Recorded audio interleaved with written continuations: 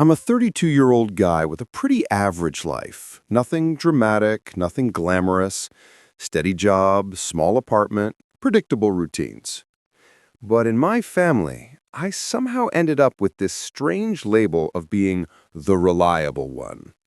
And in my family, being reliable doesn't mean emotionally supportive or helpful when someone is sick. It means one thing: I pay for stuff.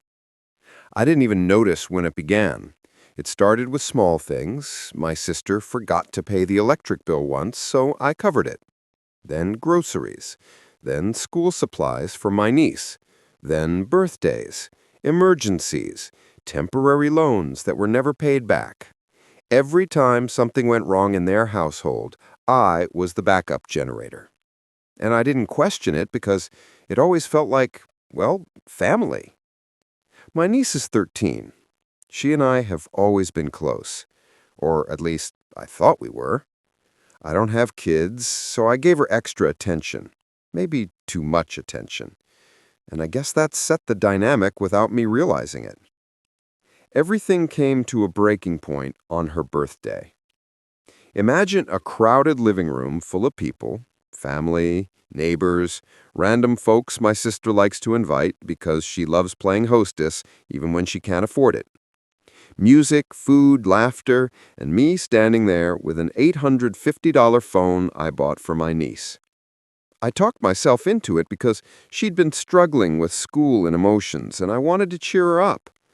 I honestly shouldn't have bought it. It was too much. But I convinced myself it was a nice thing to do. She opened the box, squealed, held the phone like it was the crown jewel, and everyone leaned in to watch her reaction.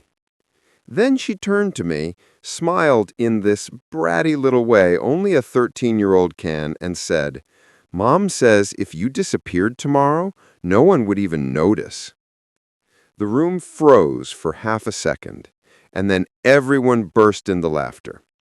I'm talking knee-slapping, stomach-holding, can't-breathe laughter. People wiping their eyes. My sister laughing the loudest, repeating the line like it was the best joke ever told. And my niece just giggled and went back to admiring the phone. I didn't shout, didn't get angry, didn't show anything. I just quietly took my own phone out and started canceling every auto payment I had connected to their lives. Groceries? Gone. Rent assistance? Gone. Their phone bill? Gone. Streaming services? Gone. It took less than a minute to undo years of being their silent bank account. No one noticed what I was doing because, why would they? I had always been the invisible helper. I left the party early. Drove home in silence. I didn't cry, didn't rage. I just felt hollow, like something had quietly snapped inside me without making a sound. When I got to my apartment, I packed a backpack with essentials and left, not to run away, just to get away. I didn't want anyone knowing where I was. I needed peace without someone blowing up my phone asking why their data plan wasn't renewing. I turned my phone off for 2 days. When I finally turned it back on, the screen lit up like a Christmas tree. 37 missed calls from my sister, dozens of texts, some from unknown numbers. The one message that stood out, though, wasn't from her. It was from my phone carrier. Your request to remove 2 lines has been completed. 2 lines. I only ever paid for 3, mine, my sister's, and my niece's. Turns out, 2 additional lines had been added a year earlier, one for my sister's boyfriend and another for someone I don't even know. And I never approved it. Apparently, my sister had listed herself as an authorized manager, giving herself permission to make changes to my account. I had been paying for strangers' phones for a full year without realizing it. Before I could even process that, I got a message from my building manager saying my sister had shown up at my apartment demanding they give her access. She told him she handled my finances. When he didn't let her in, she threatened to call the police. She claimed I had abandoned responsibilities. whatever that means. I called an attorney. I explained everything, from the birthday moment to the hidden phone lines. He didn't hesitate. He said, "You're dealing with financial abuse. This is not a misunderstanding. This is intentional." He asked me if I wanted to file a report. I hesitated because it felt extreme to turn legal on my own sister.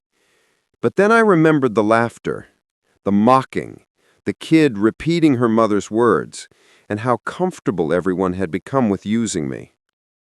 I said yes. And then things got worse. I received an email saying a homeowner's insurance payment had failed. But I don't own a home. Inside the email was my name listed as a secondary on my sister's homeowner's insurance policy. She had used my income, my financial identity, to qualify for a policy on her house, without telling me, without asking me.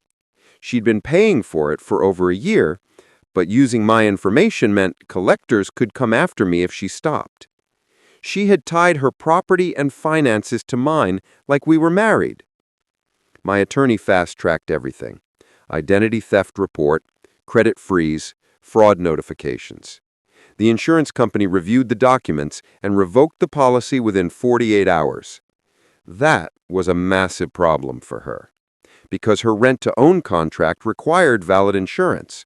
She tried to get a new policy, but because the old one was under investigation, she was temporarily blocked. And even if she could get one, her credit was awful. Every quote she got was triple the cost of the old one. She couldn't afford it. Without insurance, her contract was in breach. They gave her 30 days to fix it. She had no way to fix it. That's when the messages started. "You ruined everything. You're heartless. You want us on the street." Not a single apology, not one acknowledgement of what she'd done, just blame. Then she weaponized my niece.